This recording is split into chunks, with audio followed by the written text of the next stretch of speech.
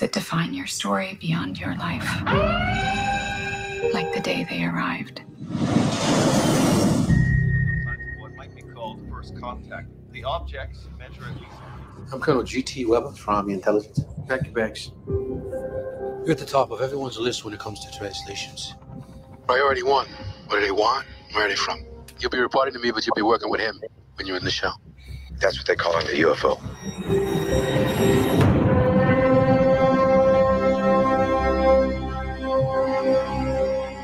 Who's being carted off in the medevac? Not everyone is wired for what you're about to do. So what do they look like? You'll see soon enough. Every 18 hours, a door opens up. That's where we go in.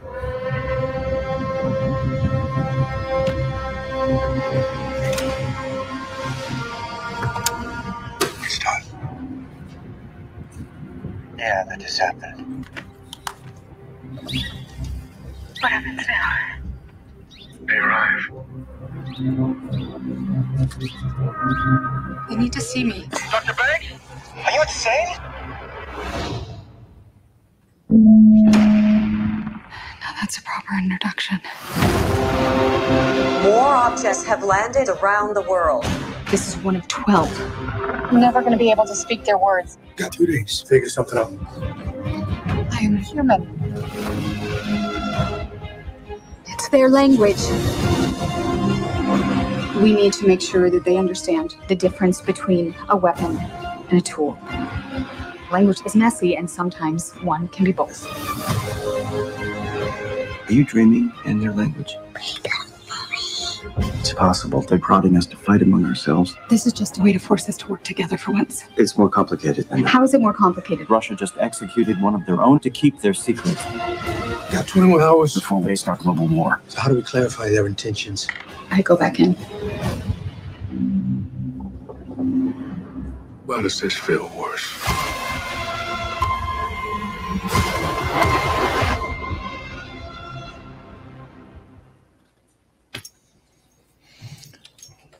Goddamn right it is. Okay, welcome to Movie Night Extravaganza, episode 44. Yeah, we're really moving along with these episodes, I think. It feels like every month we've like jumped another 10. But all right, I'm here with Jay Underworld, co-host extraordinaire. And salty. And you're salty? Yeah, somebody spoiled the movie for me, but we'll get into that. Oh. I'm salty about that. All right. Well, also here with Conan Neutron, other co-host, who is in a hotel room right now, which is why he doesn't have his usual, very impressive setup behind him, I think. How's I it bet going? you didn't know I played in the band. Look at all the guitars in the back. Yeah, that setup. Yeah. I am, of course, sweet to Andy's salty. And of course, I'm also the host of Protonic Reversal podcast and the aforementioned band that I play in, which is very notable tonight, but we'll get to that. Yeah, I'm in a hotel, and here we go. Cool, right on.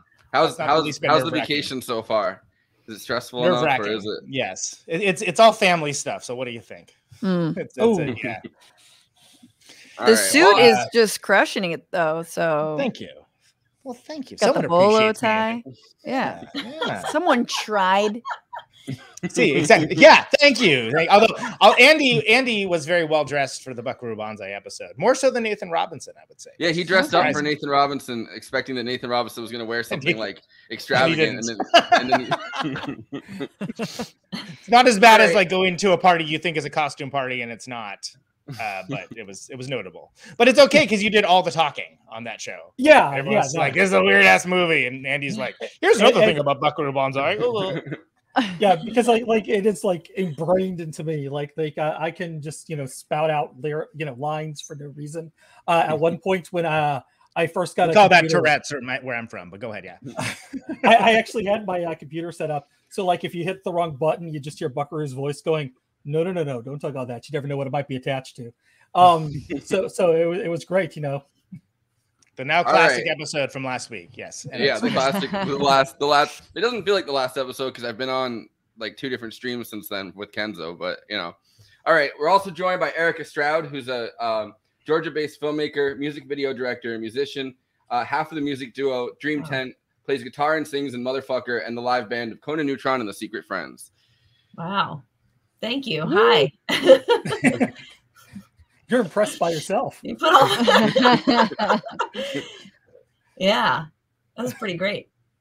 That's I have something written down because I realized I'm terrible at introductions without doing that. It really is. I'm busy. Also joined by Francesca Fiorentini, who's a comedian, host, and journalist who has worked on AJ+, MSNBC, has a podcast called The Tchuation Room, regularly appears on TYT as a commentator. Second big TYT guest that we've had, Annika Kasparian, came on to talk about Blue Velvet a couple weeks ago. Oh God, amazing! And did not care for it whatsoever. She was the salty one that episode. I can imagine. I can very much imagine. I got to listen to that now. What's up, guys? Thanks for having me. Thanks this is a good I think movie to talk about because it ended up becoming a lot more progressive than I thought it was going to be watching through the first half of it, and like the geopolitics of it I think are extremely interesting. Not the first thing, I guess, that's like not the most important thing about the movie, I guess, but I did. It seems like it's gonna be though when it starts. It seems like it's gonna be pretty important. Yeah. I mean, it seems also like, honestly, even though squid people arrive on Earth to bestow a language upon us, that like the idea that China would be the first one to strike is the most unbelievable part of this entire film to me. Like actually the fact that the United States would be like, hang on, we've got to pull the reins back on this militarism. Like, no, like that. I suspended belief for everything else, but that I cannot abide. Well, I mean, it's that trope you see in a lot of science fiction of like, the U.S. being the benevolent heroes. Even if the film admits like our shameful history, it will still present like Stargate, for example. The TV series is a great example where they had an episode where they were trying to steal a type of mineral from Native Americans that they found on a planet. And I mean, it was very ham-fisted, but right. At this, the U.S. was the bad guys, also the good guys. So they do that a lot in these kind of movies. This is another movie I think where we're kind of the bad guys, but also the good guys. But it kind of does the classic, like almost. I think I was thinking about like Day of the Dead, where it's like science versus the military. Where you have like kind of and that's kind of like the liberal dream, right? Like something, and it's never the way that things actually happen, but like there's a like people that the military somehow works with are so competent that they like save the day at the last minute from the military doing something rash and fucking everything up, because we just have like some technocratic person or some bureaucrat or some scientist that happens to be so competent and so right about the way that they feel and so like righteous that like they end up saving the day at the last minute, putting their life on the line, and the military is like, oh wow, well I guess we really screwed this one up, and so that's like kind of the technocratic dream, I think. Yeah, no, it's true, and somehow miraculously that nerd is listened to, like that right. Also is unbelievable. Which never happens ever. Yeah, exactly. And not real I mean, in a way, that's why like the right hates Fauci so much. It's like, the nerd can't win. You know what I mean? Like, why is he the hero? Like, Yeah, they're all like nerds. Exactly, the geeks. No, but yeah, it is. I wish that it played out like that. But yeah, you're right. In a lot of these films, someone like listens to the science for once, and it works out. Or even crazier, the linguist in this case. The woman linguist, we might add. The linguist. And also the fact that it's a linguist, and the only really really famous linguist I can think of is like Chomsky. So it's funny imagining like a young Noam Chomsky as the hero of this movie. Like a very different movie, but like be played by Sam Cedar, which they didn't mention zero-sum game, so it wouldn't have been a stretch. I mean, to me, it's like it's that female-centric sort of theme too, where it's like Alien does it too, where they have a woman as the central character, and the story is like kind of her story, but it's got this argument, this like I don't know, like people who act out of fear, and then people who are more self-aware and like kind of like are like, oh, this is crazy, but like let's take a second and like take a leap of faith or something, and like I don't know. Yeah, we'd be able to accomplish world peace and like put our differences aside with China and Russia. If only all these men would get out of the way. Like, I don't disagree. I mean, maybe not these men, of course, not all men, but hashtag not all men. If you want to take one thing away from this podcast, people like Hillary Clinton, who never cooed Honduras or anything like that. Never, fear, done up fear for Russia and China as Secretary of State. Never China. No, but so I like this movie though, and I mean, so going into that like technocratic dream aspect where it's like she also has to like do her, like she actually has to save the day at gunpoint, and it's like the CIA guy that's like pointing a bunch of guns at her when she when she runs away with his cell phone and actually like calls the general secretary of China to save the day. Like it's not even just that like, oh, finally like they listen to the woman and things get saved. It's like, no, it's like, it's someone who's a scientist, but also like, or in this case, a linguist, so brave that they have to like, that they're willing to like put their life fully on the line, like run in front of a bunch of guns and then be like, listen, I'm going to save the day. I've seen the future. It's so much like, I don't know. It's such a leap of faith to even believe that part of it, that it's like, I mean, and then like Hawkeye's just, a normal guy would just be like, woman, you're crazy. I'm getting out of the way. I ain't getting shot. Yeah, and he puts his body on. I don't know. It's just. I like that you're just referring to him as Hawkeye, by the way, as if that's the only character that guy could play. He's Hawkeye and everything. Your name is Hawkeye now. He is Hawkeye. Jeremy Renner. It was weird also to me because like I know him from like Hurt Locker, right? That's who we're talking about. Really? Just he was in that movie. I just remember him from National Lampoon Senior Trip. I knew you were going to bring that up. I was like, he's going to say it. He's going to say it. So I was like, how is this guy going to be like some pro-war douchebag? But luckily he was, I think, a little more interesting than that. I do think, you're talking about Clinton. This is a very 2016 film in a way, because it is like, oh, we're listening to the female linguist before we attack, these spheres or whatever. We're working internationally on like a geopolitical Zoom call, and everyone's bringing to the table what they've learned. Like it is very like forward thinking for the like, the liberal mindset of like, everything's moving in the right direction. It's all great. Oh, we had Obama, then we'll have Hillary. And Honduras just had an election, a democratic election. Anyway, boop-a-doo. Like it is for, I think, a certain kind of vision of America that absolutely does not exist. But it's like, it's cute. It's like quaint. Like, oh, isn't that sweet? Yeah. Back to brunch. And even like I mean, I don't know, like it does show overt militarism, I think, and the fact that like I think the most accurate part of the politics of it is that we've kind of created a straw man for Russia and China, and we're never thinking about what are Russia and China actually going to do. We're thinking about like what is the version of like scary Russia and China that we've created in our minds, and like the U.S. military industrial complex, like what are they going to do? And so throughout this movie, like, China goes dark. And then the first thing is like, oh, they've like Russia's executed their scientists. They're going to, fire a bunch of rockets at it and like try to kill it. Like this is like our version of like, what would we do if we were Russia and China and we were given a threat? Meanwhile, on TV, you see like I don't know, China kind of takes a nationalist posture, I guess, and is like, I think everybody should kind of, you know, because, you know, use weapon, I guess, is kind of I wish the aliens had said something different, you know what I mean? Like, but I don't know. I found it that part of it interesting. It's like we're reacting to like a militaristic straw man, and then the same way with Russia and China, I think, doing kind of the same thing, which I mean, I don't necessarily know is the case, but I think I thought the movie was going to go in a very different direction from there.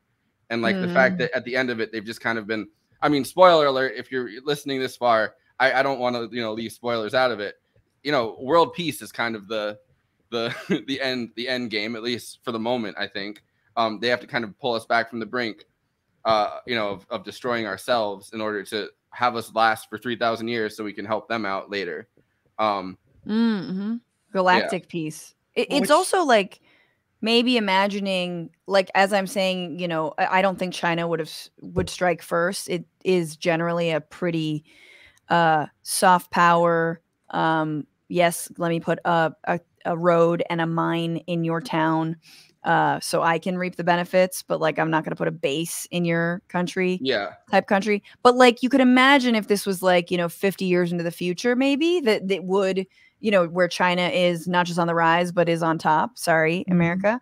And the United States is kind of second fiddle. And so when China wants to go to war, it's like, all right, we're doing it. So, so I think I could see it in that aspect. But the China of now, I don't understand how that even works out. I will say it was funny that all the unrest, what country did they keep on cutting to was like Venezuela. Remember that? It was like China, Russia, Venezuela. Oh, these Venezuelans, they're just going crazy. Well, you know how they are. They don't have toilet paper. Yeah, exactly. Socialism. Like, yeah. Maduro tried to redistribute the actual aliens. You know what I mean? They landed. He tried to redistribute the aliens. And, you know, Venezuela's just going crazy. Well, okay, so two things. So first of all, just real quick, I don't think it does the thing that a lot of movies do, though, where it lays into the political kind of frames that so many big action movies lay into. I think it's a fault. It's like it leads you to think it's going to. Yes. And then it turns it around completely. And that's one of the things I love about it. Because I was like, hey, this movie's awesome enough, even if it's doing this thing that I think is tired and overplayed and doesn't agree with my political worldview. Cool, I'm down with it. And then I was like, oh, that's cool. And that's what made it special to me. And that's what made it really... Also, I want to hear what Erica's got to say about literally the last 20 minutes of discussion as well. You want to know what I think about the last 20 minutes? Yeah, no, just... of your life. Of this discussion? Yeah. Oh, or of the movie. Okay. I'm trying to drag into the conversation in a funny manner. I'm not a professional comedian, but... Sorry. No, I'm just taking it in because honestly, when I was watching it, I didn't really think that far into the politics of it. That was not, I don't know. When I watched it, it just felt like such a personal story that I wasn't just, you know, so that's why I'm like, oh, I didn't think about this stuff. This is great. I forgot about things like Forrest Whitaker's character, like, oh, these are the approved words, right? Like things like that of like, that's like, that's weird that he's saying that. Okay. Like, you know, little things like that on rewatch. I was like, oh, like that's really struck out at me of like, oh, there's sort of like through lines and like you can connect the dots for a lot of things earlier on to kind of see where it's going in that way. And it's, I mean, not that, who could have predicted? Newsflash. It's that kind of good, you know, that good America because of those good individuals on the ground, you know, not the people who are behind the scenes. It's again going back to like Stargate, you know, is a beautiful example of that. But Movie Night Extravaganza brought to you by Stargate Sg1, streaming somewhere, I'm sure. Letterboxd never got back to us on sponsorship, so now we're looking, you know, we're looking at old Stargate. Stargate. Holler.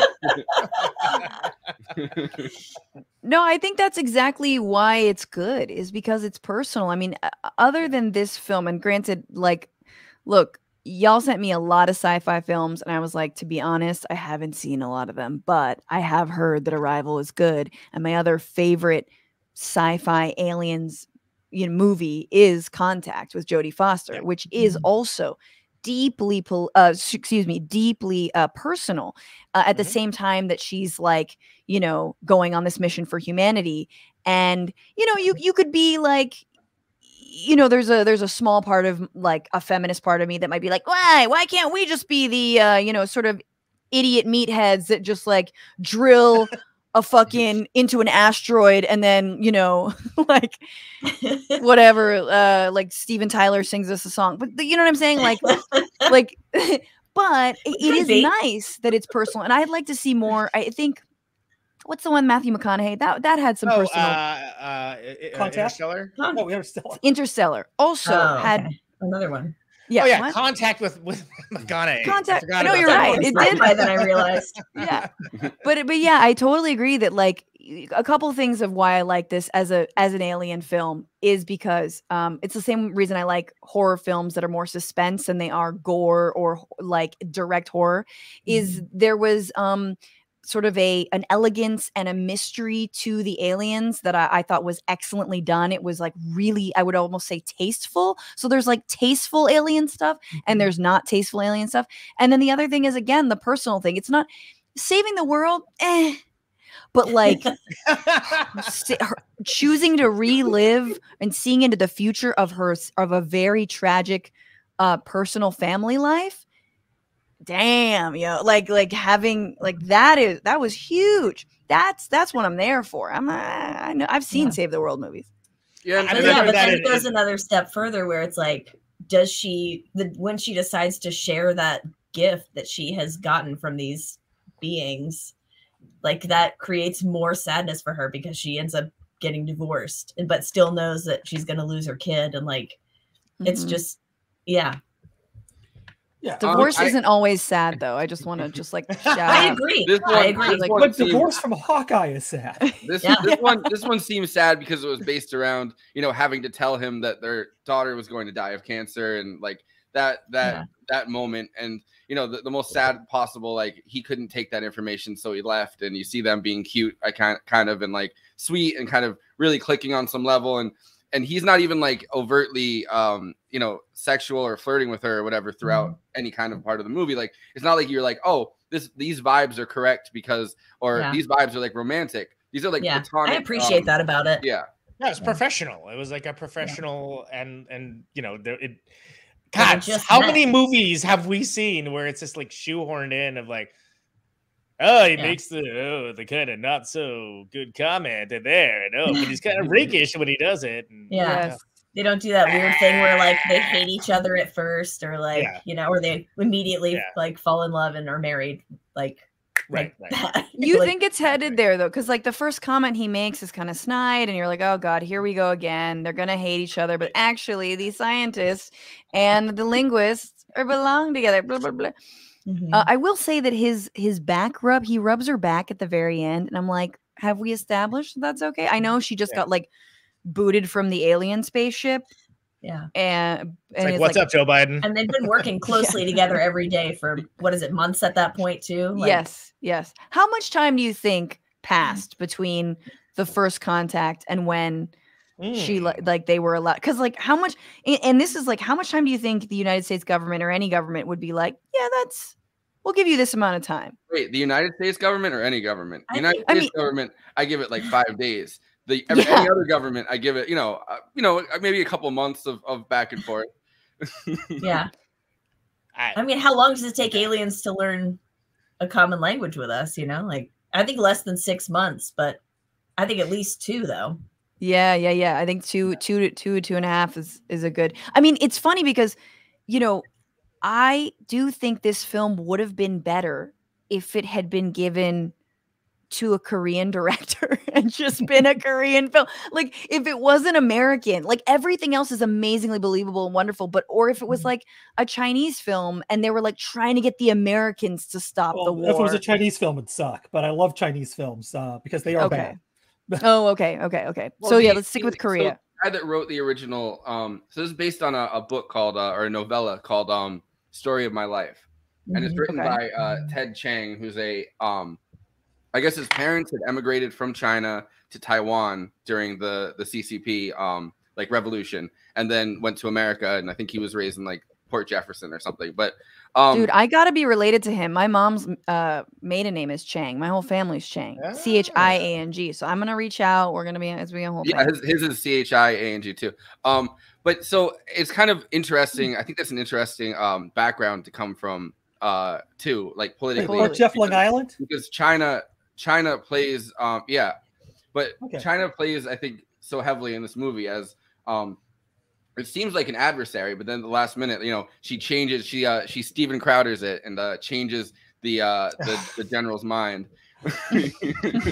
and I think that's kind of a really beautiful moment in some ways, where he's like, you know, like, because he feels like he was ideologically or I guess nationalistically inclined as much as he was, and then all of a sudden he realizes, you know, we need like a global one world government, and some or some version of that, I think, is the end point of this movie, because he's like, well, he calls it the unification.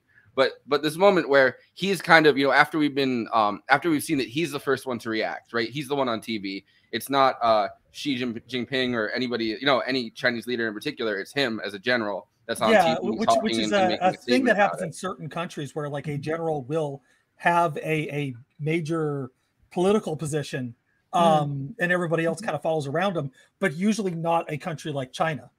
You know, usually not like a power like China. It'd be more like a smaller country, like, like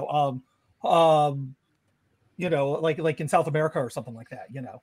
And it's a general that we put in there. Yes. After we overthrew their democratically elected government. But no, so I thought that was a really beautiful scene, I think. And then, you know, finding out that that's kind of his background, it's interesting. There's a very, I feel like a lot of science fiction movies do this, but there's kind of like an acknowledgement that once we know that there's other beings in life out there, kind of these boundaries, these borders, and these governments, and kind of the rivalries that we have on Earth kind of become a lot less important. And it becomes possible for us to kind of unite as a human race, rather than, you know, as a country here and a country there that all have different interests. Because we realize our interest is staying alive on Earth, with, you know, however many other species and beings. And they never really ask that question. They're never like, hey, are there other aliens out there as well? Which is, they ask like I think it's funny that like it takes until like half an hour into the movie for Hawkeye, Jeremy Renner, to ask the question, like, you know, to ask the question at all, like, what do they look like? Like, he's asked like, oh, how did they get here? How did they travel? Can they go through a mountain? No, but like all these other, all these other. How much can they bench press? Yeah. What are the exact specific what's the exact specific mathematic equation for space travel? Can you ask them that? And then half an hour later, it's like, what do they look like? It's like, dude, this is the first time you've thought to ask that. Like, you didn't, you know, they pick you up and everything. And so it's interesting that like they picked I think the two nerdiest characters as the like front runners, right? Like in the beginning, he's like talking about how she had written that like language is a common uniting fact. I forget the exact quote that he uses, but then he's like, but that's not true. It's math. Like, yeah, right. I think also maybe this slightly off topic, but like on the way they look, I remember there was an interview with the director who talked about how he just wanted them to be like really huge, and I think maybe Francesca used the word elegant earlier to describe them. It was like these enormous but like peaceful sorts of entities. Squid but people. They look like squids. It feels like an underwater creature, like a glorious, huge, like underwater creature that you'd only see like in deep water or something. And also but like the Babadook too. Didn't they look like the Babadook but with a hand? Like so creepy. I did think that like this is like in Jurassic Park, like having Ellie and Grant, but like no, I'm remembering them. No Jeff Goldblum. Like no, there's no Jeff. There's no. I didn't actually miss a Jeff Goldblum character. It's the first movie we've done in a while that hasn't had him. He was in like 4 movies we did in a row, which is kind of crazy. Yeah, he was in all 3 movies that we've. Or no, he was. Well, he wasn't an alien, but he wasn't an alien. He was in the last. Great though. He was great. He's all right. He does a lot of like he's someone who's had a somewhat of a career, and the rest of his career is like, I'm Jeff Goldblum. And you're like, okay, See, but I'm Jeff Goldblum. Remember when I was Jeff Goldblum in that thing? Remember when I talked slowly and my sentences all seemed very deliberate, and they wrote that into the script, and everything around me was just, it's coming together. It is. Yeah. I think he's there like kind of as comic relief in Jurassic Park, but exactly. And there is no comic relief here. Yeah. No, it's not. It would be weird, I think, to add that in this. Yeah, Abbott Costello is supposed to be Jeff Goldblum, and they never do anything funny. Like, tell some jokes, Honestly, put like a little top hat on one of those fingers you got. Now I'm just reimagining the movie, but with Jeff Goldblum, not as anybody else, but just as Jeff Goldblum. And like they're doing like that big meeting where they're introducing everything and just being like, and we have Jeff Goldblum. Hi. Isn't he even? He's an armor guys. What kind of calligraphy is that? Like, okay, and so this is like my therapist showing me ink blots, and I don't see my dad. Like, that's what it would be. It would just be. I mean, there's a template for it. Independence Day, right? Yeah. I mean, that's like one of the templates for the Jeff Goldblum in the Alien movie, right? Except for his dad Pullman, fuck you. Yeah, and he was the comic relief in Independence Day too. Yeah, that's right. I had forgotten about that. This is a pro Jeff Goldblum podcast and an anti Bill Pullman podcast. So, Bill Pullman was a dick. What did he ever do to? What did he ever do to you guys? What happened? Oh, he was a dick to me. Oh, what did he do? Not to me. He's nothing but nice to me. He's just a dick to Forrest now. Oh, okay. I worked at as a college student. I got to work at a film festival, like a local one, like Woodstock Film Festival, which is like 20 minutes from me, and I got to go around with a camera. One of our classes was we like interviewed people that had movies in the film festival, and that year's biggest star that was at this film festival was Bill Pullman. And so like I was trying to like kind of have this conversation with him where I was asking him questions, but most of it was supposed to be him talking, so I could cut it together and not have my voice in it at all. And like, so I was trying to figure out what movie he was talking about, so I kept listing off movies, and he's like, "Hey, the camera's on, right? Can you edit this part out? Can you edit out the part where you're talking? Because I'm the one getting interviewed." And we had like a nice conversation. We had like a nice conversation before that, so he was like messing with me. But my professor, who I liked a lot, that like was teaching a whole bunch of my classes, every class that I was in with him played that on the big monitor or whatever, and played that video of me getting messed with by Bill Pullman. Oh, how did that make you feel? It was pretty funny, but you got over it really quickly. He doesn't like talk about it. Yeah, we're never going to talk about Independence Day on this channel. Just so you know. All right. So get me in now. Well, I remember I've listened to I think it was the Conan O'Brien's, the one where he needs a friend, that podcast that he does. By the way, how dare he have a podcast that has friend in the title when the name of my band is Conan Neutron and the Secret Friends? How dare he? Yeah. But it's okay. We'll circle back to that one. The weird point. I think that's an important subject for us to broach. But it's so important. Yes. Jeff Goldblum was talking about the way that he speaks, like his cadence, like you were referring to earlier, and it was because he'd been listening to jazz his whole life, is what he said was the reason why he spoke that way. That's the most Jeff Goldblum answer. That really is. It's just it's not a point in his favor, honestly. I'm like, do not. I feel like oh God, what's his name? Never mind. Come back to me. Thanks, Skip. Are you thinking about David Duchovny on Saturday Night Live as Jeff Goldblum on Jeopardy? No. All right, whatever. Back on track. So I think something that's cool about this movie is that it does at least broach the topic of what would be a unifying factor to get all of the various countries and people of the earth on the same page. And I think this is actually probably best expressed in the comic book of Watchmen. Maybe not so much by the Zack Snyder vehicle that I think is amongst his best works, but not saying that much. Because what it took was there being a perceived outside threat that brought everyone together. And this is Alan Moore, 79. And they also had to remove the person who could see into the future, which was, just like But it was a grift. It was sort of like, it was brilliantly conceived by this character who's very smart and very capable, as like, this is the only way to save humanity, by like wagging the dog and making an enemy that would bring us all together. So I think it's interesting to have that unifying factor in this film, but to have it kind of like hit in a different way and approach it from a different angle. Because as you know, I'm certainly not a cynic. I mean, if anything, I'm an optimist amongst this group. But the thing with that is, I've always gonna be like, yeah, that's probably about what it would take. You know, that's about right. This is Denis, our good friend, talking about. Finally, we don't pronounce his name. We've had like 7 of his movies, and I was calling him Denis for forever. I'm like, oh, my bad. Hello, my name is Denis. He's doing all right, Conan. I think he'll be okay. He's like, so this is some dude in a loud jacket mispronounced my name. Oh. This cannot stand. This cannot stand. I will not let a dude in a jacket like that mispronounce it. All right, so this is a clip of him talking about the language and technology in the movie, and I want to broach this conversation, I think, from that. Because how many movies really focus on language as like a unifying factor? Right? Like, yes.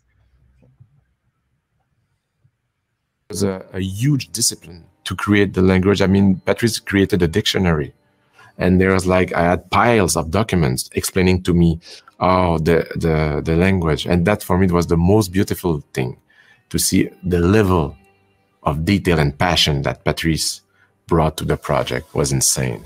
I wanted the language to be almost frightening, and I wanted the language to be very impressive. I didn't want something that can relate to any human language, a language that is coming from another way of thinking. Martin came with that strong idea of those circles, abstract circles, that looks almost like coffee stain. I think maybe the idea came from there. It's one of my favorite things of the movie, how she developed that language. I feel that civilization is very more fragile than ever.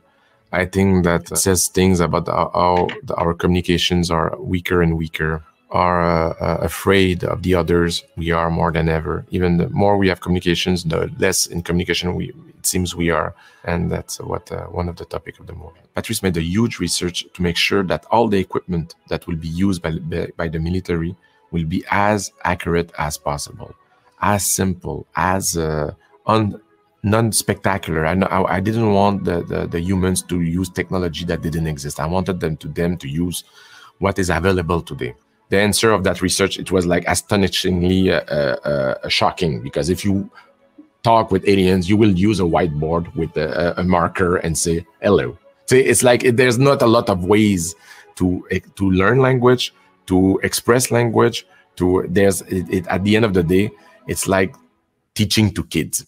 And Bradford Young, I mean, for me, was a massive discovery. I mean, personally, as a filmmaker, to work with him, I thought I was seeing the birth of the genius. The guy is really hypersensible. We created an approach for the movie that we call dirty sci-fi, which means that we were trying to create the feeling that this was happening on a bad Tuesday morning, like when you're a kid in a school bus on a rainy day going to school and you dream looking at the clouds, you know, and going away from the scope of the huge movies, you know, going away from the flares, from the spec.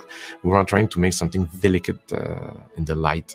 It brought a lot of humanity and beauty to the movie. Hell yeah, dirty sci-fi. That's what's up. I want him. Oh, I just want him to like read me bedtime stories. Like, yeah, that voice is so good. That's nice. It's good. That guy's awesome. I like legit. I have not seen a film, and I've seen almost all of his films. I have not seen a film by him I don't like, and that includes the Blade Runner sequel. That I'm like, what? No, why make one a sequel to that? Don't do it. And I still liked it. And that's without hearing him speak it to me. It's awesome. It's also nice to. You go ahead. Oh, I was just gonna say it's nice to hear a filmmaker kind of also explain the talent of others, and like give credit to the other people, and also explain the aesthetics so spot on.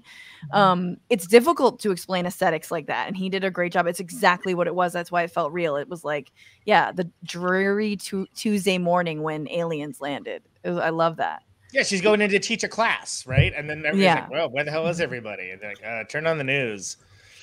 And it's not like the way that like Jeff Goldblum or somebody would do it, where it's like, you know, you kind of feel like turn on the no, like cable news. no, not that part. No, no, but like, you know, sometimes people describe aesthetics and you can tell like they're kind of just being pretentious about it, like, you know what I mean, where they're like, you know, it feels like a Tuesday afternoon, when like you don't get that feeling. You get the feeling like, oh no, this is truly the aesthetic he was going for, and the best way to describe it is like you know, through like that kind of feeling, which he also says is like his favorite days as a kid, because he could just sit on the bus and he could read, and you know, nobody would really bother him, and he didn't have to run outside. This is that was cut up pieces, I think, of longer interviews. I found like an interesting video that's like 16 minutes of different cut up interviews where he's talking about it. But there was a longer one that I listened to today where it was that one, and he said that he liked that he could just sit on the bus and read, and nobody would bother him, and he didn't have to be forced to like go outside and run around on the playground. Like he could just kind of be quiet and be himself. And you know, so that was a cool I guess addition to that.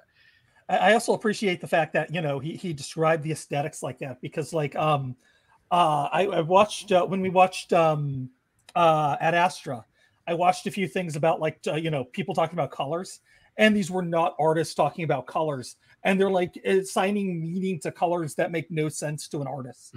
Like, you know, because colors really more or less coincide with emotion, and they're getting the emotions wrong, and it's like, what do you even do?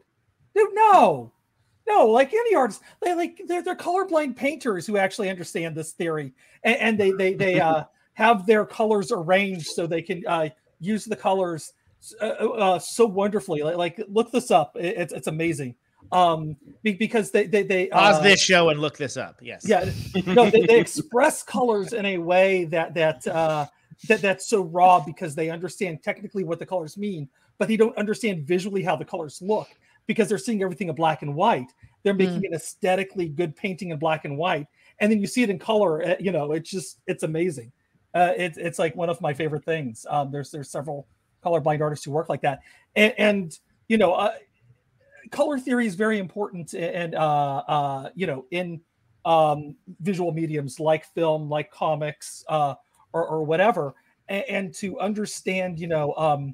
I like the fact that they didn't necessarily use it. It was a lot more washed out with the diffused light of the rainy days, which is I talk a lot about diffused light. It's not as you can see those sharp highlights on Forrest's face, for example. That's because he has direct light shining on it. But the softer lights, like on my face, for example, because I have a light shining directly onto a wall, which is shining back on me.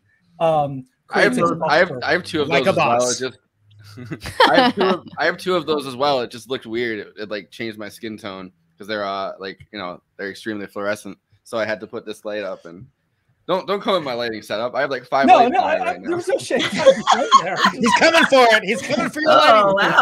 Wow. No, I was just trying to. You see the harsh, disgusting light of the Forrest's face, sharp angle. I think I'm doing Werner at this point. Yeah, you are. It turned Herzog, but we will allow Southern it. Germany. Yeah, or Quebec. It's even worse, I think. The harsh, unfeeling nature of the light plays upon the sorrow across his face. I just also want to say it's something you see in a lot of his films, like Enemy, which I think is fantastic with Jake Gyllenhaal. It's so purposefully kind of beige and sort of just like absent of any, like, you know, and it's for a very good reason. I don't want to spoil the movie. Is it more beige than Dune? But well, technically that's a desert planet, so no, that wouldn't really be possible. But the lighting I'm talking about, because you're talking about lighting in terms of the but with all that. So I was trying to yes and for that, but you know, what can I do? I just want to say Sicario sucked. I said it. It sucked. Like the directing maybe was okay, but I thought it fucking sucked. I really didn't like the story. I like the actors kind of. I obviously love what's his bucket Benicio, but Emily Blunt, I'm tired. Can I not like Emily? I don't want to like Emily Blunt. Like, stop. Legally not allowed. I know. She was in fucking, you know, the Jungle Ride or whatever, the Jungle Cruise, and I'm supposed to like her because she's with The Rock. And I don't like Emily Blunt. I'm never gonna like Emily Blunt. Stop trying to make Emily Blunt happen for me. Yeah. But anyway, yeah. Erica, didn't you have something you wanted to say about 17 points ago? I'm still I don't know which struck one by it that was. Emily Blunt thing. I Yeah. I do like that he coming up next week, Emily Blunt. Anyway, go ahead. Sorry. Hey, maybe she and John Krasinski film all those movies. The one where everybody's silent. Now it's slipping my mind, but yeah. They filmed them all. Oh, Quiet Place. They filmed them all. Well, she's also in Edge of Tomorrow, which we are going to watch. Wait, I was actually typing a DM to be like, I'm trying to finish this specific Quiet Place thought. They film it like down the street from my house, on the street where my dad used to live. That bridge that they're walking on at the beginning of it, that bridge is literally like a 5-minute bike ride for me. It's on the rail trail in New Paltz.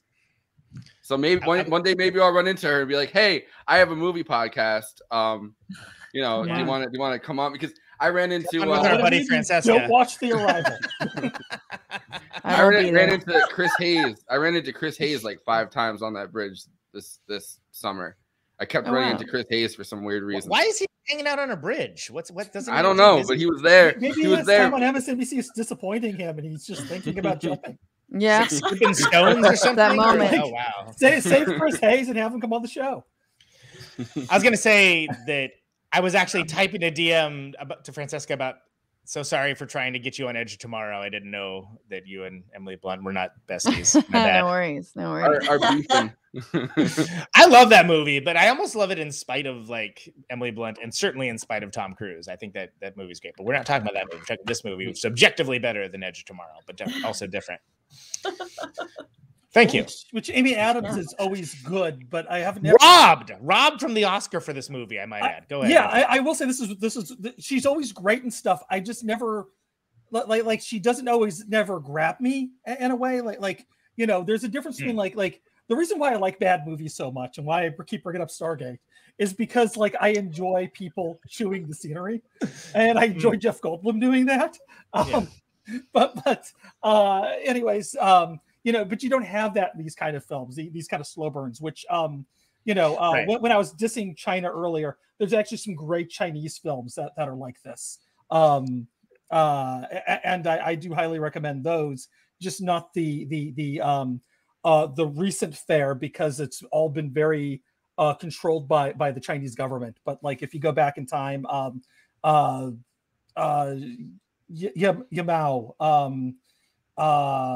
I'm forgetting his name again, but it's okay because Francesca disses on Emily Blunt, you diss on an entire country, so it all works out. Yes, but I keep reviewing their movies on my other channel, so right, exactly. You got to have some fodder for your channel on that. Yeah. Forrest, did you have something a clip you want to do? Right? So this is from the round table that they did that year. They have like the actors round table where they all kind of talk about the movies, and sometimes they do directors round table. This is the one that Amy Adams was on when she's talking about working on this, and I thought it was really sweet because she really seemed to like working with Denis as a director a lot. So I felt like this was an interesting one to play.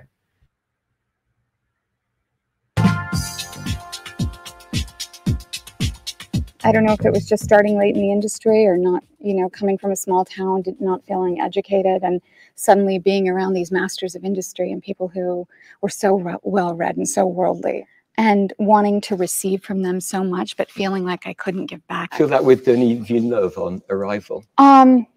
Denis is he's somebody who I think I've kind of grown past that. I had some experiences. I think being a mom helped me a lot.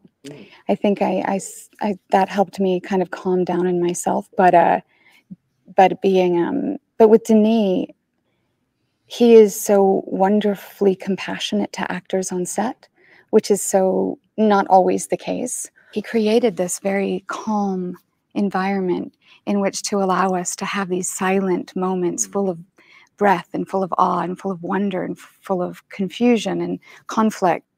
And his direction never felt like condescending in any way. He was always like, this is my bad French Canadian accent, but he's always like, deeply love what you have shared with us in this scene, you know. And I was like, you know, and then of course that actor thing happens where then he's like, one day he's like, we can move on now. And you're like, no, let's go until you deeply love. He's like, this is a shot of your hands, Amy. And I'm like, oh, okay. But aside from that, he really, he also has developed a lot of really wonderfully complex, true female roles. And that's really, I'm not saying that's unique for a man necessarily, but the way he does it is unique. I know. But he allows women to be smart and tough, but at the same time, you know, vulnerable and confused. And he allows this all to exist. And it's just wonderful working with him. Did you get more interested in aliens from doing that film? I'm pretty interested in aliens. I mean, I guess, but not really. I became more interested in human nature. I mean, for me, it's how we relate to one another. That was the theme in the film that kind of surprised me.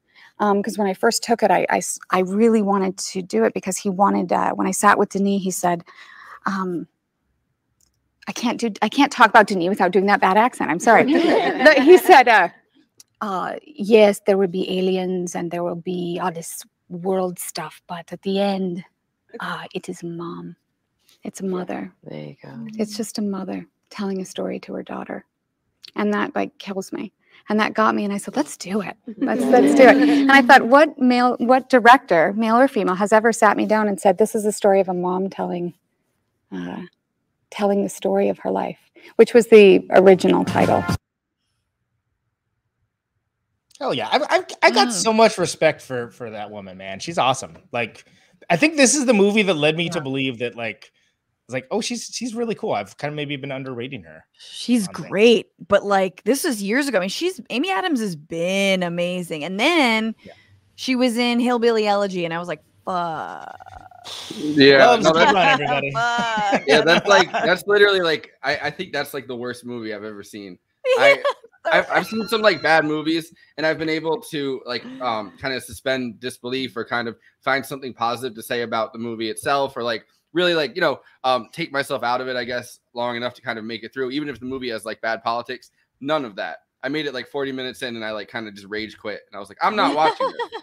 Will you remind me which movie this is? What's Hillbilly Elegy? I haven't seen it yet. I haven't seen it. And I love bad movies. It's written by J.D. Vance. You know, sort of taking the hit. Wannabe right-wing superstar, but initially was sort of like came onto the scene as a writer, as a like, I'm just representing, you know, like stories of racists. No, he was just like, I'm just representing like, you know, working class, you know, hillbillies, or, you know, so-called rednecks, blah, blah, blah. And everyone was like, oh, okay, cool. That's and then he just went full throttle, like Trumper, even though he was critical of Trump initially.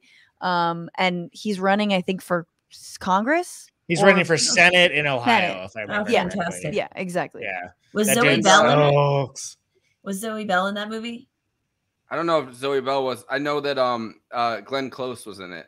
Right, as the but it's kind of it's literally, this movie is literally and they do this sometimes with documentaries, and they do this sometimes with other things, but it's a politician origin story is what it's really supposed to be, and it's directed by Ron Howard, and it's really like the story of how J.D. Vance pulled himself out of like up by the bootstraps and had the sad life where his mother was a drug addict, and his grandmother was trying to keep it all together, but she was like this rough, salty woman, and you know, the grandfather was just kind of quiet, and all these tragedies happened, and somehow he pulled himself up by the bootstraps and left his community behind and went to Yale. And then of course he had to. Okay. As one does, sure. Yale is full of those people. Yale is full of those to Yale, folks. and then he doesn't know, like, he doesn't know what fork to use, and he doesn't know like all of the ways to talk to people, and he's just like this uncultured you know, guy from the Midwest that doesn't really know what he's doing. And so then of course he runs for the Senate, which you know it's so much deeper. But we should talk about Amy Adams, obviously. I mean, please, we could go back. Yeah, no, she's fantastic. Number 10, that this movie is doesn't way exist. better than Superman, whatever she was in. But I wanted to Man. ask you guys, because it's like it's so crazy, her decision. Obviously, the big twist in the film that makes it special, even more so than having a linguist as the hero, but that, you know, all these things that you think are flashbacks, which is of her daughter dying, are actually visions of the future, visions of seeing the future. And then she decides to do it all again, even though she knows that she'll get divorced and her husband and her daughter will die. Which is the part that got spoiled to me, by the way. I know. I could imagine that. Yeah, and it's like there's not a lot of other stuff to latch onto. I was actually trying to give this movie like time to like go down the memory hole. You're giving this movie so time. I could watch it with fresh eyes, and we're doing this episode, and I'm like, supposed to be a pun. Whatever. You wanted to give this movie time? Never mind. Just let him get it out of the system for us. Let him get it out of the system. But yeah, no. So like I was actually hoping that this movie would have a little bit more than just that aspect to it. Well, you know, and it didn't, which is fine if you were watching it for the first time and hadn't had the movie spoiled for you. But if the movie was spoiled, like it was for me, could you not just enjoy the ride, even though someone had spoiled it? Thank you, Erica. Thank you. I was Yes. trying. I want to know. I was trying. I just kept thinking, like, I think Alan Moore did this better. You know, which is not a good thing to think. And so like I really, there's a lot of good things to say about the movie, and I think I've said a lot of them, but like I feel like there was a lot because of the fact that like that's the whole like emotional core of the movie was ruined for me. There wasn't a whole lot other stuff to really grasp onto for that ride. I mean, I don't know. I think the ride's pretty interesting. It kind of I don't agree with that. I disagree. Yeah, you know, okay. whatever. No, I think it's a really accurate. I'm the villain here. I'm the bad guy. No. Say hello to the bad guy. By the way, it would be really funny if being on like a Twitch show and every time like people disagree with you, if you just went into full like, oh, I guess I'm the bad guy, like a I don't know, like guilt tripping like Italian mom or something. You're like, oh, I guess just kill me, just stab me right in the heart. No, or I could just be like Jimmy Dore and just call everybody a corporate shell. No, I think that there's a lot to latch on to this movie because it's kind of very procedural, I guess, right? Like it's showing you how we would react, at least in the screenwriter and the director, like how they've decided that we would react to this threat. And it's very I mean, the military is involved, scientists are involved. Since they've landed in 12 places, then we have to do some kind of form of international cooperation. Like there's all these different aspects to it that I think you can latch onto that are extremely interesting. I think personally, I don't think the other things that latch onto have as much depth as the emotional core of the film. Well, yeah, I mean the emotional core of the film is the deepest level of it. But I mean, I'm just saying, like in terms of enjoyment, there's a lot of things that I enjoyed about this movie. Yeah. Andy, we get it. You vape. Thank you. I like that. I was just gonna say that. Well, I think it goes beyond like, oh, now she sees the future, but it's like that quote that the aliens. From the aliens that there is no time, and the humans are like, that means, destruction is imminent, whereas what they actually meant was there is no time. Like time is a construct that you've made up, and like time is a flat circle. Yeah. And the doctor is the only one who I was thinking it, yeah. Yeah, the linguist is the only one who like really gets it somehow. And then What if like time isn't linear, man, and like these aliens are just they've come down and they're really just trying to tell us, it's all bullshit. It's all constructs. We've created all. I like the concept though. I do too. Comforting. It's just really no, I mean, funny, it's when they dropped that knowledge on her, I was like, oh shit, I'm glad they ended the conversation first, because I was like, girl, that is enough. It's like playing a game of telephone, and someone like just keeps on talking and you're like, shut up, I'm not gonna remember, I'm gonna just shut up. It's like, but that's exactly what it is. Like, come back down and be like, so they say like time isn't just like a construct in our head, bro, and like if you just understood, and everyone's like, what are you talking about? Like, dude, you had to be there. Yeah, it was. That's exactly right. And so I was like, I don't. I'm surprised that anyone did listen. I mean, they didn't listen to her, right? They were going to plow forward with it, whatever stupid plans to use stupid terrestrial weapons. But then she got on the phone, and when she got on the phone to the Chinese general, I was like, what the fuck is she going to say? Because I'd be like, time isn't real. Yeah. Well, and but in Mandarin. Just, I don't know if any of you feel like I would love to know how you guys feel. Like, I have a little bit of a hard time with the leap of like, okay, so if they're not listening to her, but only this one guy that she contacts and says this stuff to, and he decides to believe her for whatever reason, and then like because China's a more progressive society. Because China's a more progressive society, they listen to women. And he's like, wow, this is a no. But it's interesting because you're like, what would it convince you? You know, and it's like if there's something that would convince you, I don't know if there was something that would convince me. But saying the words of your dying wife back to you, that's pretty good. Yeah. Well, and also like the part I had the most hard time with wasn't that so much. It was more the like, this one woman, she's of high status, and yes, she like contributed to the world calming down and like being saved or being brought together. But like, one woman writes one book, and then the whole Earth is in unity. Like, does that seem like a bit of a leap to anyone else? The thing that feels like a leap, I think, in that also is that like we have climate change coming into like imminently. You know what I mean? Like we have destruction from that coming. We're not going to last 3,000 years. So like the idea that, you know, just the knowledge that like time isn't real, and then all of a sudden like somehow unifying everybody together, and everyone like suddenly the world kind of like decides it needs like a one world system kind of some kind. I mean, at least stronger than the UN, you'd assume. And so like you have all these thoughts, and then like, but then we still have climate change coming. Like, what did the aliens not? Did they give her any information to stop that? Like, or were they fighting the other aliens from The Arrival with Charlie Sheen who were giving us the climate God change? damn it! So. God damn it, Andy. What do you think Earth does? I mean, this is interesting. It's like we never get the sequel because the sequel's boring, supposedly, when like people get along and everyone's using a new language. Boo! Boo! But like, what do we do with this? I mean, so she can read it after looking at it for long enough. Well, what are we talking, Erica? You were like 2.5, 3 months. Suddenly she reads it. And she writes this book. She's teaching others how to read it. And so then what is humankind doing with the knowledge that time is a flat circle and it doesn't actually exist? Like, and we've got a new language. What the fuck we're just going to use that to like do a trade war with each other, but in the past. I feel like it would take more than one book. Yeah. So if I may, I actually have a theory and some thoughts about that. And love to hear them.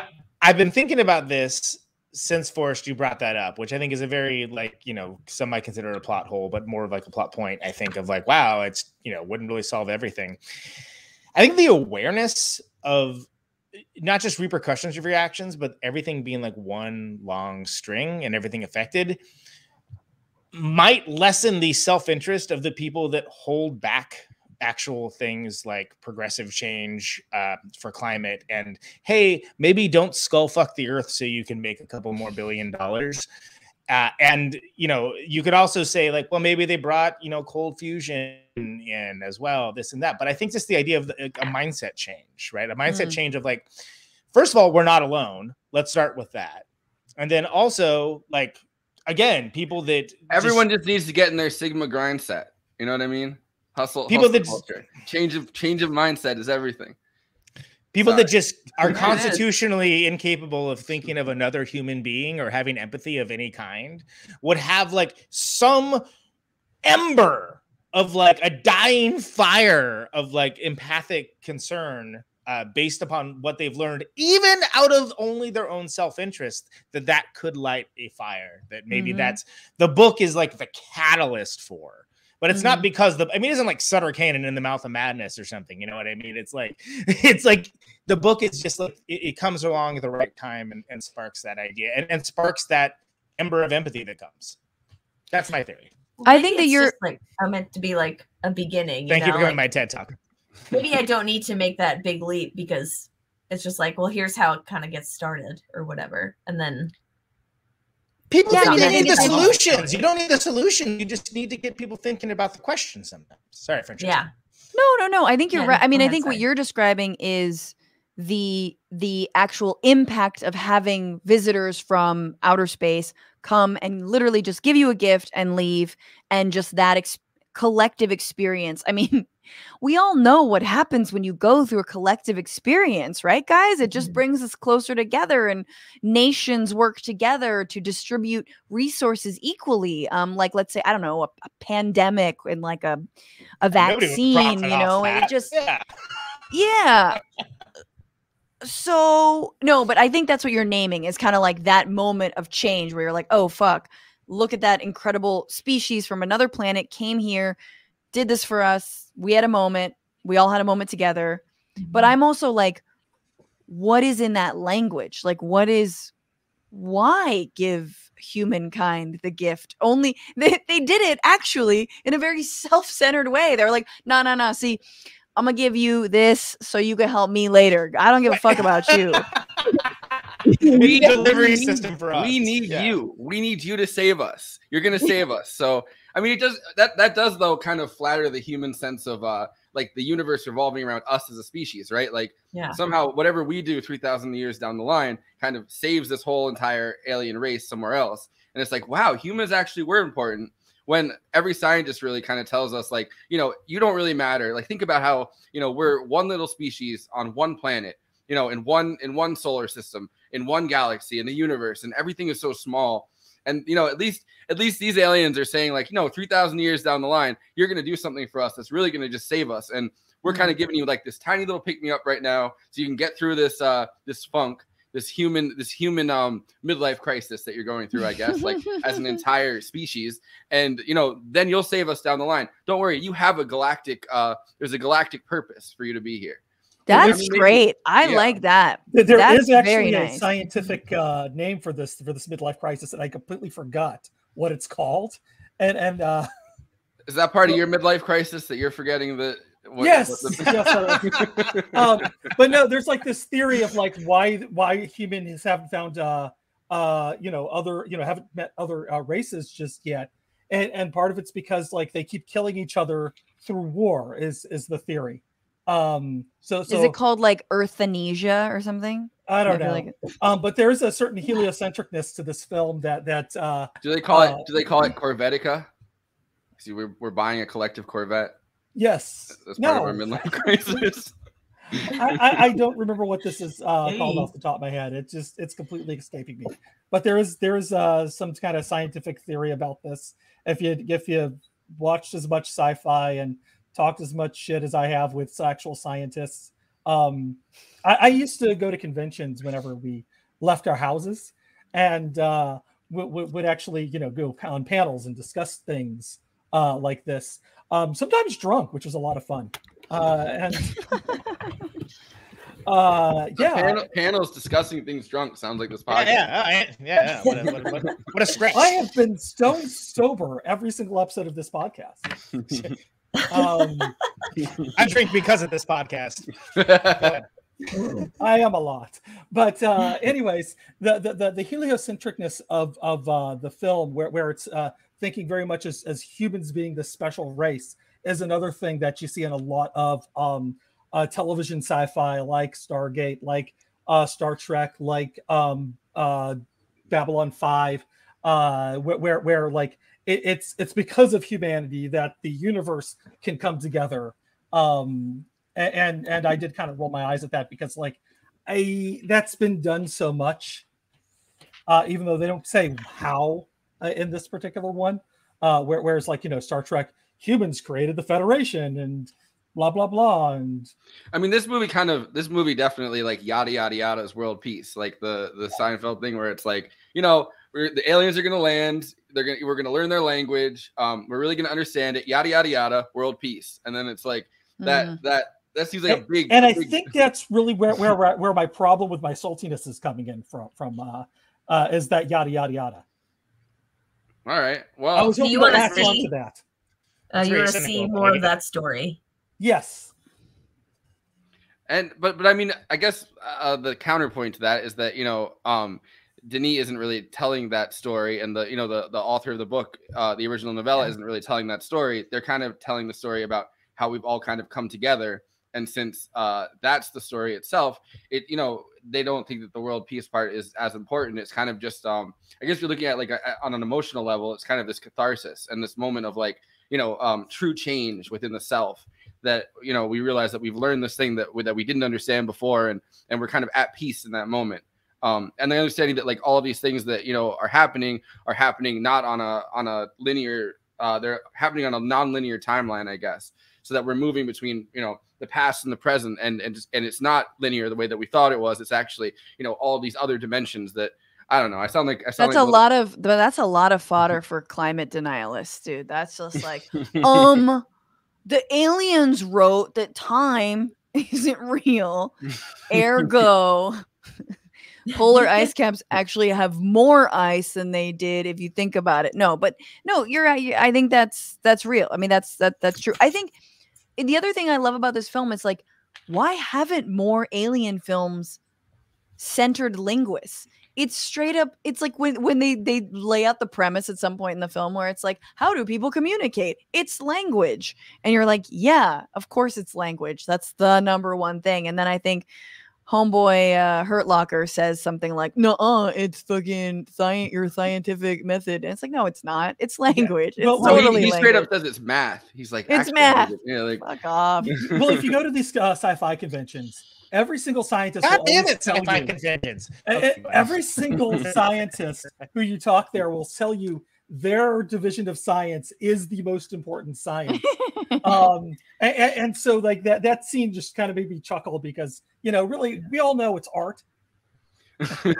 No, sure. We all know it's stand-up comedy. Duh. Like, we all just put a mic out there. She starts doing fucking stand-up to the two aliens, and they start laughing. It's like laughter, the universal language. Yes. Well, Erica, it's music. It's music. Yeah, we all know that humans are emotional beings. We make decisions based on emotions. We're not really that logical. So, like, it makes more sense that language and communication would be more universal than math. Hey, guys, what was the bird about? Did that get explained? It was to test for gas, right? Or like some kind of toxicity. Yeah. Oh, wow. Literal canary in the coal mine. Okay. Yeah. Well, the original canary in the coal really mine. Yeah, no, the original canary in the coal mine thing is like, supposedly they're like the most sensitive to all kinds of toxins and gases and stuff. So they would send the canary down there to make sure that the mine shaft was safe for everybody. And so like in the same way, assuming that, the conditions for life changed, or, there's some kind of toxin that we didn't know about, they'd assume that the canary would die first. It also just made for a really aesthetically creepy, I think, thing to be hearing over and over again, because it wouldn't stop like chirping. So like that's kind of a almost musical, I think, aesthetic choice. Yeah. Yeah, because if they brought some kind of machine or meter with them, that would not have been. I mean, that may not seem as creepy or something. You heard Denis. He didn't want any kind of technology that did not exist. We have I just think that people use their iPhones too much, and I would like to make a movie about how if aliens came, we would no longer, be on our iPhones. We would just talk to each other once again. Right. We would not have an app for this. We would have a canary instead.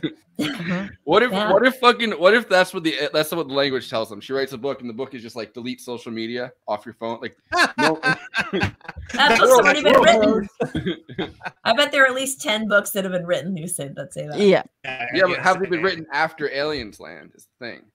You know what I mean? That's the moment that we're ready to hear it. We're ready to hear that we no longer. They all came out it after depends if you're 1947. ready to accept the truth about the aliens and the U.S. government covering it up.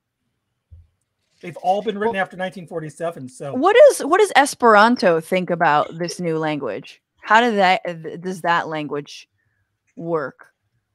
They're with super this? pissed. Hell God yeah. damn it, we have the most obscurest language. Klingons get mad at that. Yeah, and then Klingons get mad. So, if I may, Close Encounters of the Third Kind also had them bringing the birds with. And I remember distinctly because I saw that as a young boy. And I asked my dad about that. And he gave the same explanation. And that was actually one of the most horrifying things about the movie to me, is that they would put a little bird at risk for something along those lines. Additionally, Close Encounters of the Third Kind is the only other movie I can think of that is a First Contact movie where language is vital to the story. In this case, it's a musical language. Yeah, but it's the only other one that I really can think of. Maybe there are other ones. I don't know, but it's certainly it's effective in that film, despite its very long running time. Yeah, they use the birds as well. Conan, your Wi-Fi is really bad. You're speaking in full robot voice.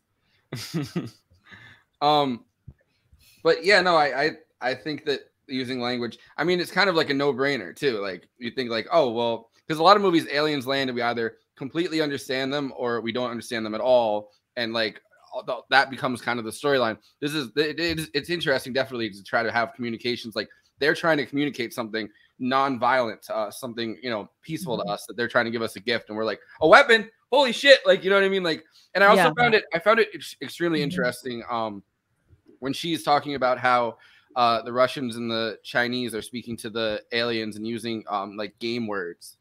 You know what I mean? Like, so then everything is like lose, win. So then their mindset, all of a sudden, once again, Sigma grind set. They're out there. No, like they're suddenly thinking about things in terms of losers and winners, which is, you know, kind of leads you up to the no zero sum game moment for her. Right. I would say there is another movie that kind of touches a bit on communication, which is Enemy Mine, which begins with a war between Earth and another race. They had a Star Wars the shit out of it at the beginning, where they start off with a space battle, but the whole war began because of a miscommunication, and that's the whole movie is basically there's one human survivor and one alien survivor, played by Lou Gossett Jr. On this alien planet, and they have to survive together. And it's a fantastic film, very underrated. Highly recommend it. I saw that on a rainy day in school. The teacher thought that was an appropriate movie to show it to sixth graders. I saw that the same day as The Adventures of Buckaroo Banzai Across the Eighth Dimension. Okay.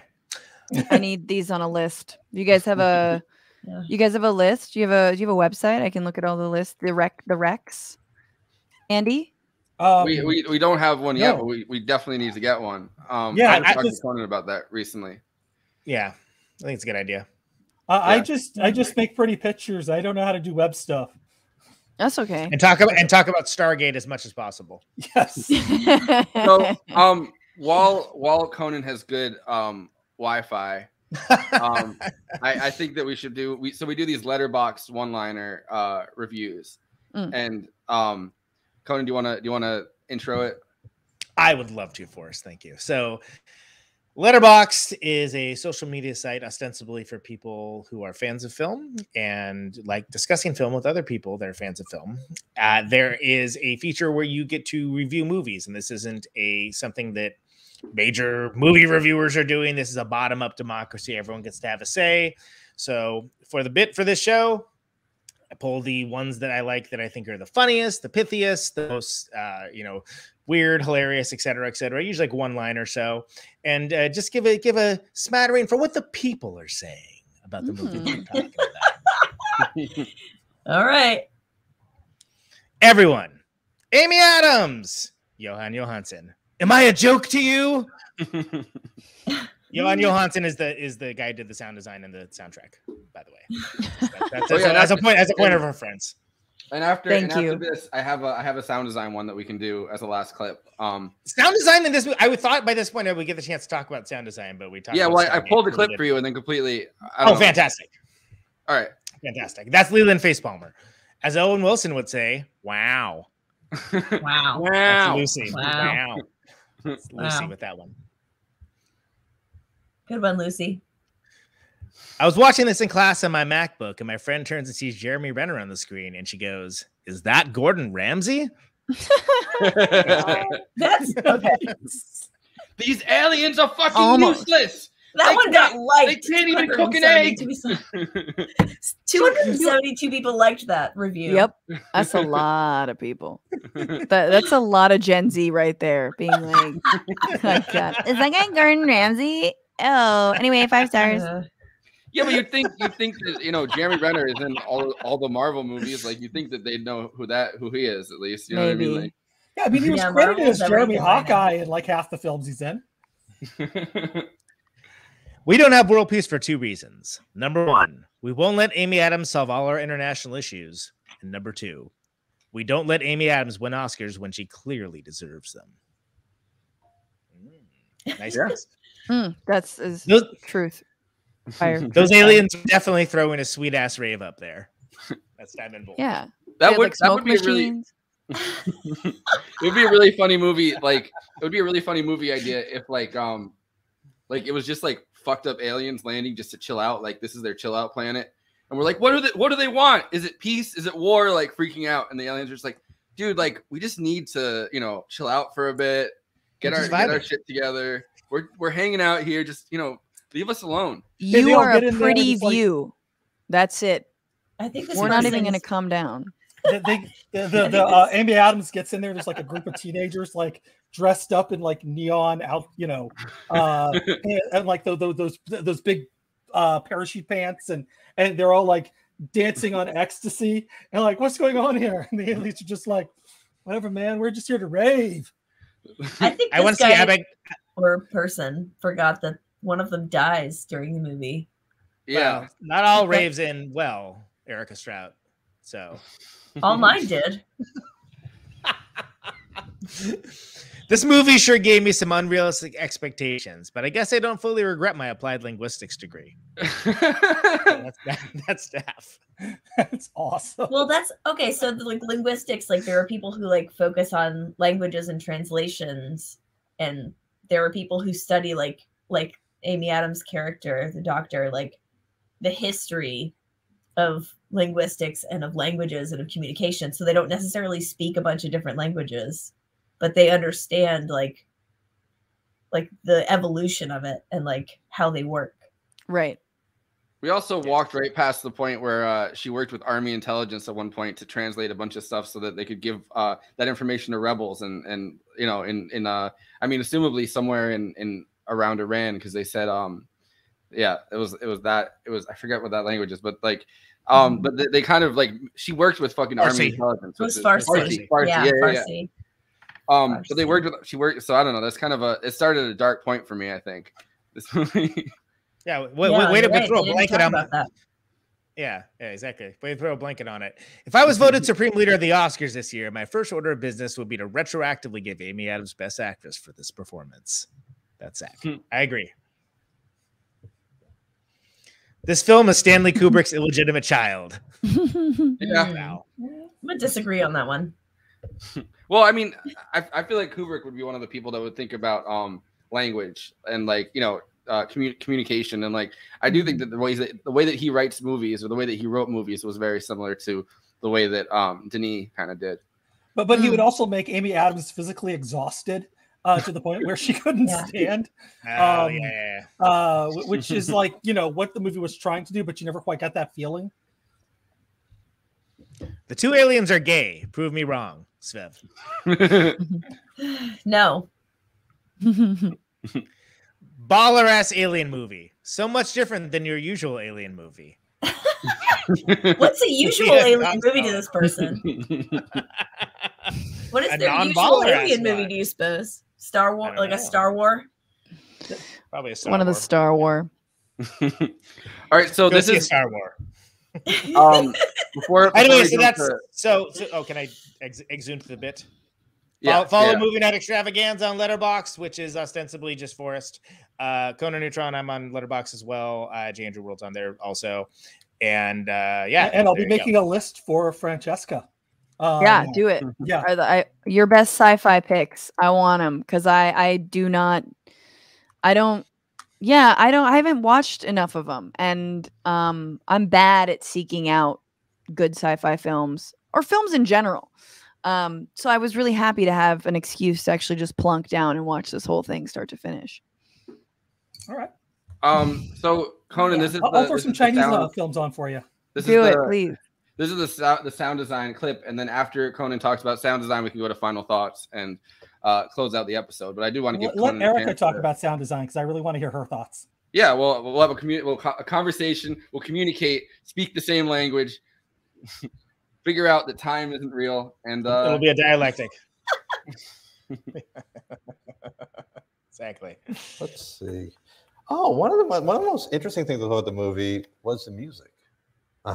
So what was that process working? How surprised were you? Because that was, obviously as a writer, you can't really always envision the music. Well, I can understand Johan Johansson is just a crazy Icelandic bastard. Like, he is amazing. And the way that he and Denis work is kind of like how, I've done one film of my own, and I brought in Ben Wallfish to do the score for that. And I brought him very early. And thankfully, Denis is the same way, where Johan was doing pieces and score and sending it to us before we started filming. So it's completely different from, like, usually the picture's locked and you get like a 2-week relationship with the guy who comes in and does the score. But here he's just, I have more ideas, and what about this, Denis? And he's like so many there is a track somewhere on this score that's an audio palindrome. You play it backwards and it's the same tune. There's other stuff where he went and analog recorded a piano, and he got rid of all the attack and just left the decay. And then he integrated that into a bunch of other elements in order to create a very unique sound, so that you couldn't differentiate between his score and sound design around the heptapods. It's crazy. Yeah, and a little about the sound mixing, because I found the sound, typically sci-fi movies, big explosions. I was fascinated by the silence in this movie. It seems like, even with Amy, especially when the bomb goes off, right? Because it's almost like the anticipation of the explosion is more painful. Yeah, and even the firefight is off camera. Right, and only like a little in the background. Yeah. So that was something, again, one of the parts of the screen, the sound guy going in a direction that surprised me, because I would expect it a more big sound, actually. Well, I think we all knew that that's not this movie. That's right. Go get Armageddon if you want that. Yeah. I kept thinking that guy kind of looked like Glenn Greenwald's illegitimate brother or something like. God damn it. You're seeing him everywhere. He finally blocked me. He finally blocked me today. So yay! Oh my God! Welcome to the club. And the weird thing is, it's like, was it last year he said really nice things about you? Yeah. No, he said nice things about me. I think that was last month. Was it this? I don't know. Pandemic time. Pandemic time is like, longer than. He was saying nice things about Ben. I think I was just kind of. It was like Ben and Forrest. Yeah. Because you were there. Yeah. Yeah. What did you say? You were catching okay, the we don't nice have to guy talk shrapnel. Yeah. Let's talk. But let's not let Gigi ruin this wonderful podcast. Just like how the other Gigi would, by shitting it up. Go ahead. Solid. All right. So yeah, sound design. As opposed to Gigi Allen. Never mind.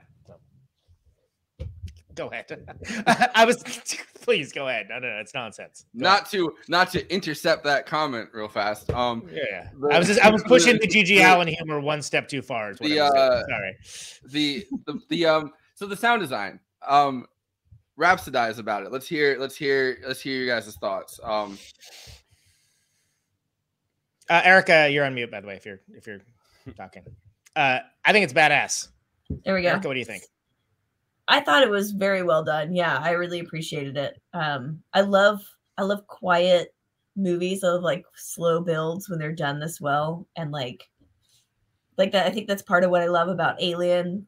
Certainly, one of the things I love about 2001: A Space Odyssey. Like, I'm still sort of processing as a musician. I think I'm still kind of wrapping my brain around the fact that there are composers for movies and there are sound designers, and like they're doing different things. But I feel like for a long time I would have thought that's the same job. But then I didn't really think, I guess, until I started really considering movies and how they're put together and all the storytelling and how you support the storytelling, like that, like sound, like just different sounds that like can evoke different feelings for people. We also learned there's dialogue editors and sound editors, and those two jobs are completely different. We learned that when we talked to Kira Rossler about Fury Road. Fury Road. Yeah. Which was awesome. That If you makes want to learn sense. more about that, listen to that episode because it's killer. I will. Kira Yeah. is awesome. It's yeah. And also was in Black Flag. Anyway, Erica, continue. No, just the more I learn about film and learning what I'm learning in the industry, like there are so many different jobs that people do. And like I learned the other day, sorry, this is quite off topic, but I learned the other day that there's a whole department of people who just work on fake landscaping. Like they build trees that are like part real, part fake, just so they get, they're called greensmen. Apparently they're very serious, but you know, it's like, I just didn't know, but like, yeah, you're right. And the mixing of music and sounds, like, I don't really know where I'm going now, but I just think it's all fascinating. I love it, but I really appreciated what they did with this movie. Well, I think it does a good job of encapsulating the sort of excitement and like possible state of dread that would be in a situation like this, where you don't know like what these big, beautiful looking squid guys or gals are up to. Like, gorgeous.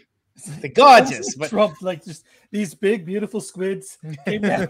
we love them. We love our squids, folks. I'm surprised nobody tried to eat them. By the way, like I feel like this will solve Especially after that one time. hunger in certain countries for the entire year.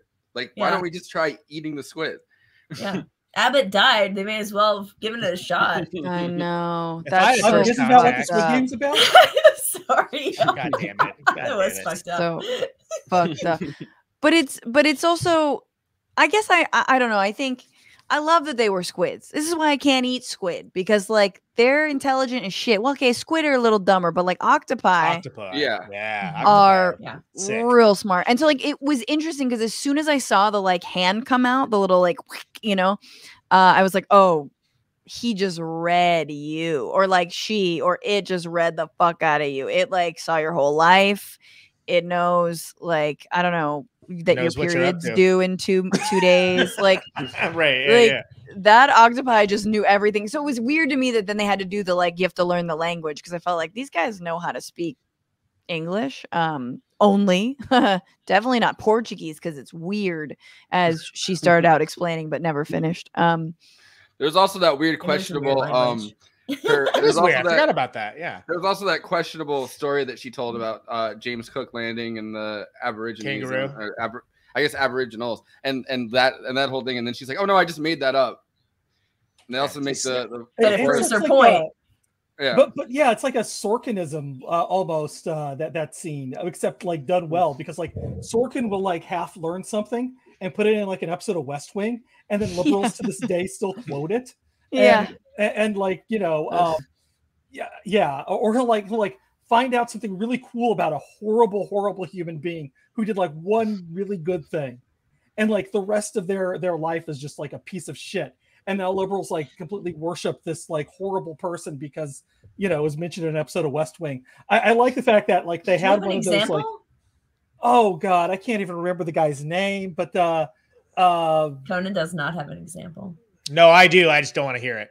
Yeah, no, it's not important. It's not important. But let's just say there's a lot of dumb shit in Sorkin stuff like that. Yeah. That's exactly. Yes, that's enough said. I like the fact that like it almost seemed like a Sorkinism, like you know, like we were saying before, like this is a very 2016 film in some ways, and that too, you know, the callback to Sorkinism. But then like, no, I just made that shit up. That was kind of awesome to me. I thought that was hilarious. I was like, hell yeah, Amy Adams, you get it. Yeah, you don't need Jeff Goldblum. Well, and there was a little bit of a totally. You don't. You're hilarious. She doesn't need him, but you know, it was at some point. Nah, no, but at some point, Jeremy Renner does say something like, "We're stuck with all these douchebag meathead jokers." I think, these jokers essentially, which I liked. It was kind of like, well, as long as we can say the smart sounding thing to convince the dum-dums, which Sorkin definitely also treats his audience like that. But in this case, I was like pro doing that. I was pro like, yeah. give something for the military dudes to chew on while you figure out the real shit that's going on. Yeah, give him a little of the razzle dazzle, you know. Give him the razzle dazzle. All right. I guess final thoughts. If anybody wants to go first, you know, if anyone has anything pressing that we didn't get to in this conversation. Otherwise, Francesca, starting with you, I guess. Final thoughts on this? Yeah, I don't know if I would choose to bear a child that I knew was going to die by the age of like 12 or 13 if I knew it was going to happen. I don't know. If I could see the future, how about not all that heartache and pain? But then again, like 13 years is not like, it's not like, you know, 2 years. That might be more painful. I'm not sure. I think it's all bad when your child dies before you, but that like resonated with me. And it was deep. And yeah, that's it. Someone tagged me in a tweet when I was talking about watching this movie where they had someone that was like, their contrarian point to it, I guess, is like it's kind of a pro-life message that she chooses to have the kids anyway. Yeah, fuck off. No, it isn't. Come on. I didn't pick up on that. It was another film podcaster that had that as like a counterpoint. Who? I'll fight them. Who are they? I'll fight them. I don't remember. I got your back. There's another film podcast. Wow. Yeah. Oh, thank you. Thank you, my favorite person, Francesca. Thank you. Never heard of any of them. No. Never heard of it. Erica, final thoughts. I guess I'll just build on that, and I mean that the part at the end where she says, if you could see all of your life from beginning to end, like as a whole entity, would you go change things? And like, I think when people can have perspective like that on their lives, I think that that brings about, I think, less fear for them somehow, and like they can make better decisions for themselves or whatever, but like also just feel more peaceful. Like, I know that fear is a normal feeling for humans, but like, I don't think we should operate with it so much as we generally do. I just feel like I love that. I love if someone could just whisper and be like, guess what? You never make it. Like especially in Hollywood, like you don't do it. Yeah, the tchuation room. It's mostly the podcast. That's your career. Then I could just stop trying. I could just stop trying with my life and be like, oh hell yeah, dude. I'm just gonna squeeze out a bunch of kids. Sorry, not squeeze out. If I still have any eggs left. And yeah, it's very calming if someone could just tell me, just quit. Just quit. Stop trying. Yeah. I would run to the end. I would run to the end though, and I would look and be like, how do I die? And it would be so anticlimactic to find out like if you were just crossing the road and like got hit by a truck or something, and like you know, there's like no meaning to it or anything. You're like, fuck. Like, I don't know. Yeah. But, yeah. Well, can I go next then? Because I kind of something that kind of like, believe it or not, kind of tags that. This is I believe the first film that I've seen that sort of advocated for a deterministic future that I was like, hey, that's awesome. And here's why, because I looked at it like this is the destination is the journey sort of film. And I found it very poignant, very profound. And the fact that she found it worthwhile to do it anyway, knowing the end result, because it isn't about the end result, it's about the path that you take to get there. And I thought that was really cool. And I thought it wasn't a message I expected, like most people, except for Andy, who hadn't spoiled for him, which he was about to tell you. I think that it hit me like a ton of bricks. Like, whoa, what? And like, there are some threads to kind of get to it, but it kind of is two things at once, this movie. And I think it does an amazing job of tying that together in a very unique way. And for me, it has just as much poignancy, even after you know how it turns out. That like, God, it's just a beautiful ride. I really dig this film. To be fair, though, it's not her that gets cancer and dies at 12. You know what I mean? Like, she sees someone, like, I mean, her daughter, like, it's definitely a profound sadness. I'm not saying that, but it's like also like, it's somebody else that she's like, oh, I'm rich and famous. I wrote this book that's really saved humanity. And like, you think she's like, fuck this kid? Oh, fuck this kid, whatever. It's pretty. The kid comes after that book, doesn't she? The kid comes after that book. Yeah, she's like rich and famous, living her life. And then like she's like, well, so, you know so what? You think the death of a child is not that big of a deal, Forrest?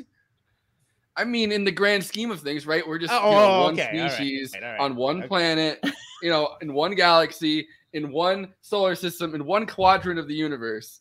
You know what I mean? So wow, it was such a beautiful point, Conan. It was such a it was. Thank you, Francesca. Thank you. Appreciate you. See, now I'm not going to feel so bad whenever I say, wait till Conan sees Terminator. It is another deterministic sci-fi film. Yeah. Well, I know what Terminator is. I'm just wondering what Conan's going to say about it. I think you just mansplained Terminator.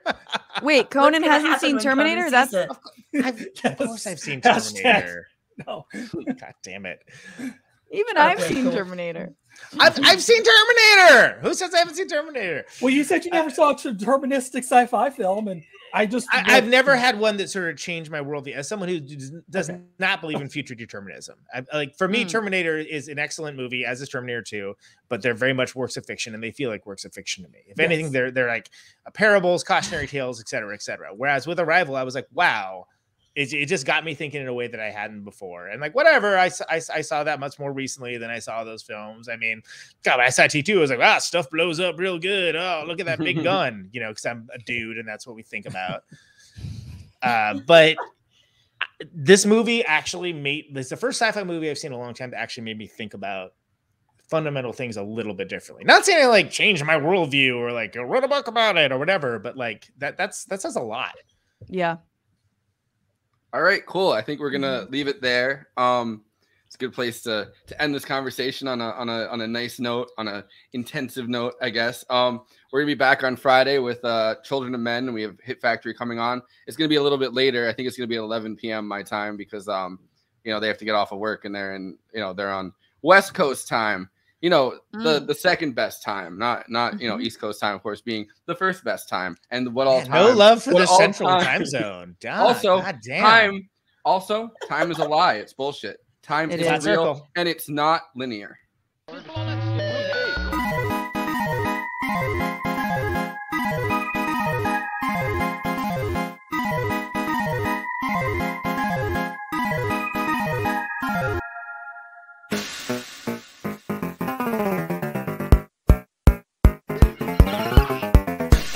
Dum